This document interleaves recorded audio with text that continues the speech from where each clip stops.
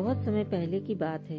मदन नाम का एक आदमी उड़ीसा के एक छोटे से गांव में पला बढ़ा। पढ़ लिख कर वह एक अच्छी सी नौकरी करने लगा। फिर नौकरी में लगातार हुए प्रमोशन से उसे खूब तरक्की और शोहरत की प्राप्ति हुई।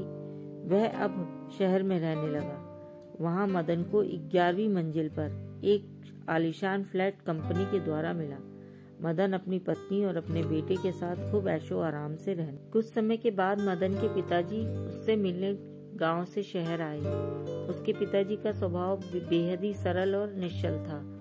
उन पर समय का कोई भी प्रभाव स्पष्ट देखा नहीं जा सकता था। हाथ पैर भी काबू से बाहर हो गए थे, अर्थात उनके हाथ पैर कांपते रहते थे। मदन और उसकी पत्नी के ऑफिस जाने के बाद दादा और पोते दोनों एक साथ दिन भर फ्लैट में रहते और खूब बातें करते। पोते को वह बढ़िया बढ़िया कहानियां सुनाते थे। अब पोता, जिसका नाम श्याम था, वह भी खूब मन लगाकर अपने दादा से कहानियां सुनता था। घर में महंगे महंगे चीनी मिट्टी के और क्रॉकरी के बर्तन थे। एक दिन की बात है, दादाजी को क्रॉकरी के बर्तन में खाना खाने को दिया गया। उनका हाथ, जो कि पहले से ही कपकपाता रहता था, उनके हाथ से गिरकर क्रॉकरी टूट जाती है। इस पर मदन की पत्नी ने बाजार से एक लकड़ी का बर्तन सेट ले आती है, जिसमें थाली, कटोरी आदि शामिल होती है। फिर क्या, दादाजी को रोज उन्हीं बर्तनों में खाना मिलने लगा।